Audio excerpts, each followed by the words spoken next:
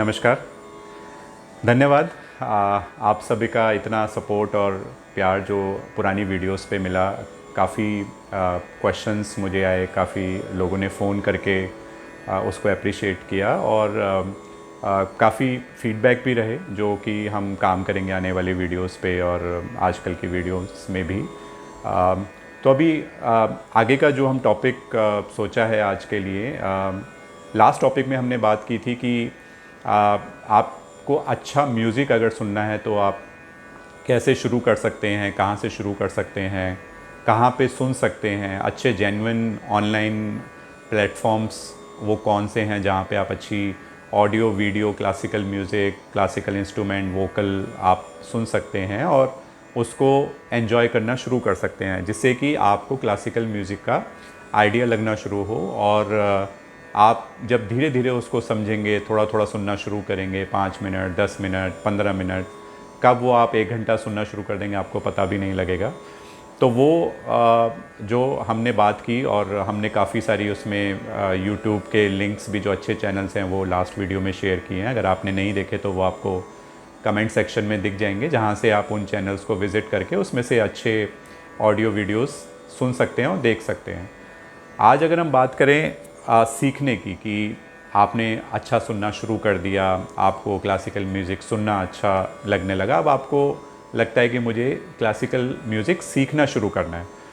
तो अगर आप सीखना चाहते हैं तो उसमें फिर से 2 चीज़ें होंगी। एक तो आप क्लासिकल वोकल यानी गायन सीख सकते हैं और इंस्ट्रूमेंट यानी वाद्य, जिसमें हमारे क्लासिकल म्यूज़िक में बहुत सारे ऐसे वाद्य हैं। मैं डेफिनेटली सबसे पहले बांसुरी की बात करूँगा, बांसुरी सीख सकते हैं। उसके अलावा आप सितार सीख सकते हैं, सरोद है, हमारे पास संतूर है, तबला है। ऐसे बहुत सारे और भी वाद्य हैं जो आप सीख सकते हैं। तो आपकी रुचि के अनुसार आपको लगता है कि आप गाना पहले सीखना चाहते हैं, जो कि सबसे इम्पॉर्टेंट है।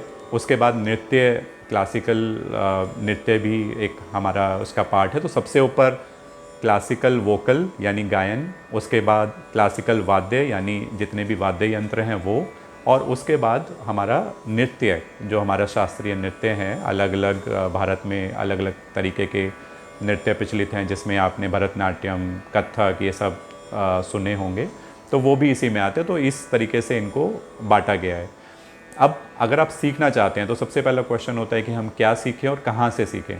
तो क्या सीखना, आप वाद्य सीखना चाहते हैं, गायन सीखना चाहते हैं, नृत्य सीखना चाहते हैं, वो सब आप डेफिनेटली डिसाइड कर सकते हैं, बाद में भी शुरू भी कर सकते हैं। लेकिन सीखे कहाँ से? तो सबसे पहले आप किसी को भी बोलेंगे तो सबसे पहला जवाब यही आएगा कि आप यूट्यूब से सीखना शुरू कर सकते हैं। ऑनलाइन वीडियोज़ हैं वो देख के आप शुरू कर सकते हैं। तो आपके पास एक ऑनलाइन प्लेटफॉर्म अवेलेबल है जहाँ पे आप जाएंगे, कुछ कुछ वीडियोज़ बेसिक की देखना शुरू करेंगे और उसके बाद वहीं से आप सीखना शुरू कर देंगे।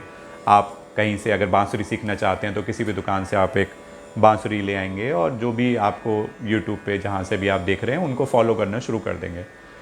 बट मेरे हिसाब से जो मुझे लगता है या जो मैंने अपने गुरु से सीखा है या उन्होंने मुझे बताया कि यूट्यूब से या ऑनलाइन प्लेटफॉर्म से सीखना एक सही तरीका या सही पद्धति नहीं है।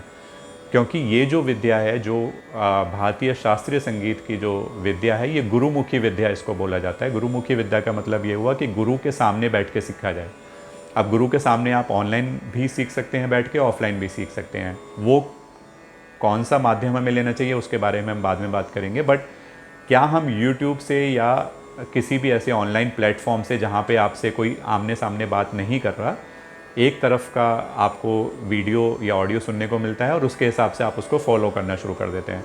बट भारतीय शास्त्रीय संगीत में वो एक सही पद्धति या सही तरीका नहीं माना जाता।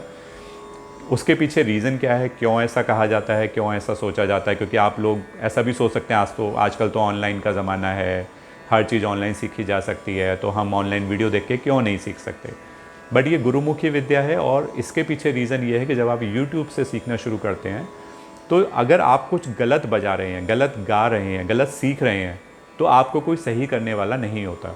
अगर आपने एक सा लगाया, आपने एक सा बजाया या सा को गाया, सा रे गा मा पा धा नी सा, ये जो हमारी पूरी सरगम है, अगर आपने गानी या बजानी शुरू की यूट्यूब को देखकर, तो अगर आप कुछ भी गलत बजा रहे हैं, आपका सुर गलत बज रहा है, आपका पोस्चर गलत है, आपका आवाज़ गाने में कुछ आपको चीज़ें ध्यान देनी है, वो बताने वाला कोई नहीं होगा। और अगर आपने गुरु के बिना सीखा और आपने यूट्यूब से सीख लिया, तो आप अगर कुछ गलत बजा रहे हैं तो वो गलत ही आपको सही सही लगने लगेगा और आप वो गलत ही बजाते रहेंगे।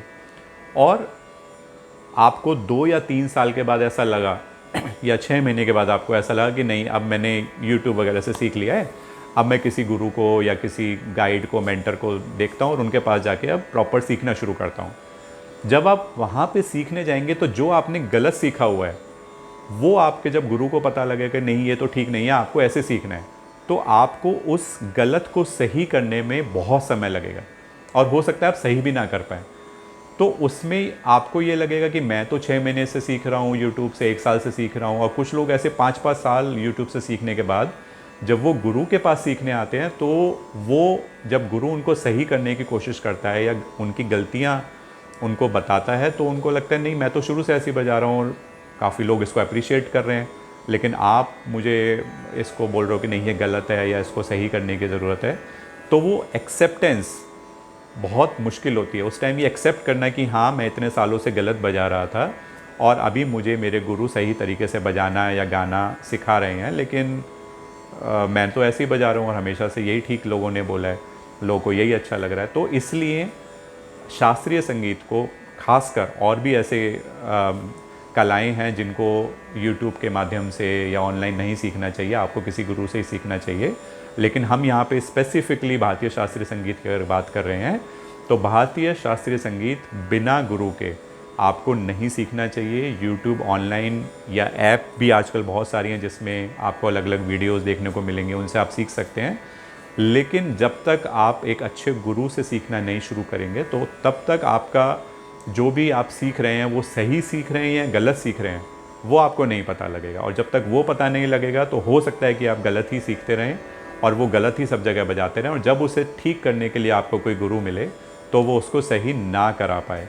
तो इसलिए मेरा ये पर्सनल एक्सपीरियंस है, या मेरे गुरु से मुझे जो पता लगा उन्होंने ये सब चीज़ें बताई, जिसकी वजह से मुझे लगता है कि आपको यूट्यूब और ऐसे माध्यम को नहीं शुरू में अपनाना चाहिए और आपको कोशिश करनी चाहिए एक अच्छा गुरु जो भी आप सीखना चाहते हैं उसके लिए ढूंढें।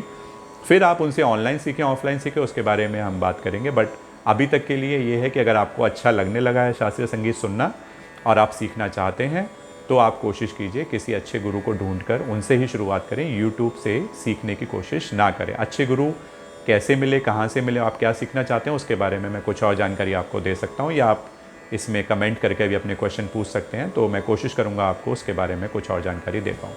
तब तक के लिए थैंक यू, धन्यवाद।